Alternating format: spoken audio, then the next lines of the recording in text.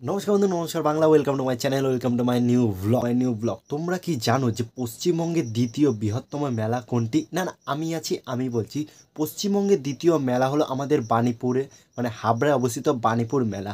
তো আজকে আমি গেছিলাম 4:30-র সময় যে দেখতে মেলাটা কতটা পরিস্থিতি, মানে কতটা প্রস্তুতি হয়েছে। তো তোমাদেরকে আমি এক ঝলকে দেখাই, ঠিক আছে? তারপর তোমাদেরকে বলছি। তো এই বছরে 2023 সালে দুইবার মেলা পড়ে গেছে, মানে একটা অবিশ্বাস্যকর ব্যাপার। যেটা 24 সালের হওয়ার কথা সেটা পড়ে গেছে 2023 সালে। কারণ কারণ যেটা 2024 সালে হওয়ার কথা ছিল তোমার ফেব্রুয়ারি মাসে ফার্স্ট ফার্স্ট সানডে মানে সেকেন্ড সানডেতে শুরু হয় আমাদের তোমার বাণীপুর মেলা, কিন্তু এই বছরে হচ্ছে 2023 সালে ডিসেম্বর মাসের 30 তারিখ থেকে, মানে কালকে থেকে। তো তোমাদের এই পাশেটা হলো ছোট নাগরদোলনা, তার পাশেই রয়েছে একটা বড় নাগরদোলনা।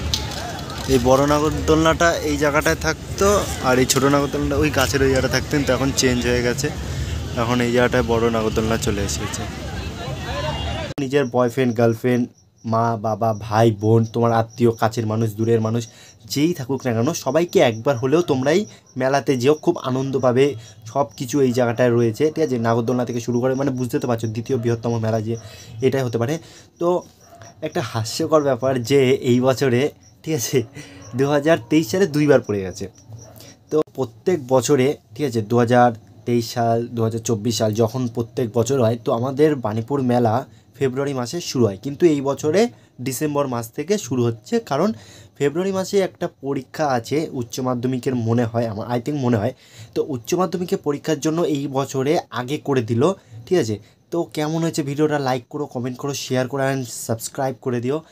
আর এখন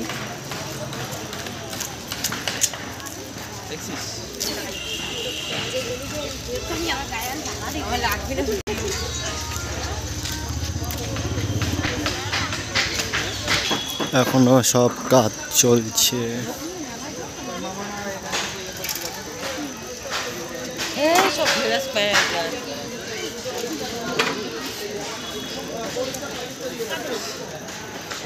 হলো বিজ্ঞান প্রদর্শনী। এই জায়গাটা পরস্পর সব বিজ্ঞান প্রদর্শনী, এই জায়গাটা পুরো লাইন দিয়ে বসে থাকবে। তোমাদের টাইম হলো আসতে হবে 6টার মধ্যে, 6টা থেকে 8টা পর্যন্ত মনে হয় বসে এই বিজ্ঞান যত প্রদর্শনী এখানটায় রয়েছে। ওই জায়গাটায় আবার সেই বই মই পাওয়া যায় সোজাসুজি যেটাতে রয়েছে। এই জায়গাটায় সব জিনিসপত্র বসে, বই খাতা নিয়ে বসে, রবীন্দ্রনাথ ঠাকুরের, বিদ্যাসাগরের সব লেখা কিছু থাকে। আর এই জায়গাটায় হলো কৃষি বিজ্ঞান। এই জায়গাটায় যে জায়গাটা তোমরা দেখছো, এই জায়গাটা হলো কৃষি বিজ্ঞানে বসে। বড় বড় ফল, তোমার চাষি যেসব জিনিস আছে সেই সব এই জায়গাটায় বসে। ছোট ছোট জিনিস কিছু বসেছে যেগুলো দেখাই। দেখো, এগুলো মানে এখনও চালু হয়নি, কালকে থেকে চালু হবে। তোমাদের অনেকটা ফুল ডিটেলস আমি বলে দেবো। তো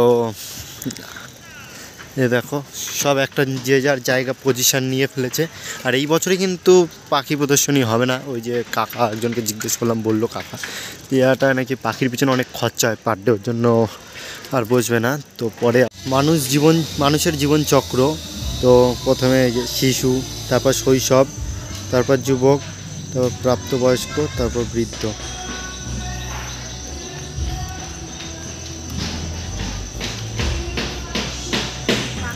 আর আমার মনে হয় এই পাশ দিয়ে আসলে এই দিক দিয়ে এই জায়গাটা মনে হয় সাপ প্রদর্শনীটা হয় এই জায়গাটায়। হ্যাঁ, ও হ্যাঁ, এই জায়গাটা সাপ প্রদর্শনী, মানে তোমার এই জায়গাটা সেই সব কিছু সাপ থাকে এই জায়গাটায়।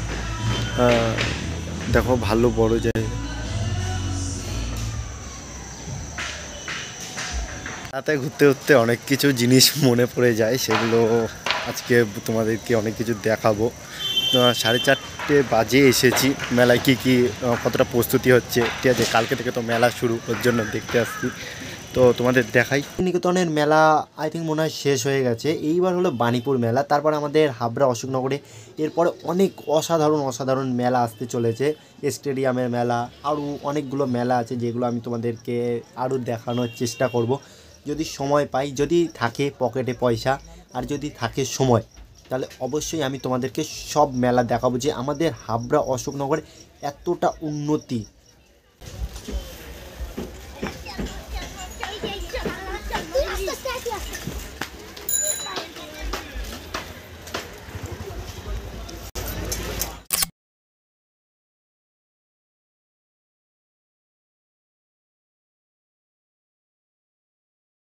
দীঘার ব্লগ এখনও যারা যারা দেখোনি প্লিজ প্লিজ ভাই প্লিজ সাবস্ক্রাইব করে দিও আর দেখো ভাই সবাই। আমি ভাই অনেক বছর ধরে সবার কাছে ভিক্ষা করে চাইছি কি জানো, সেটা হলো সাবস্ক্রাইব। ভিক্ষা করতে হয়েছে আমাকে।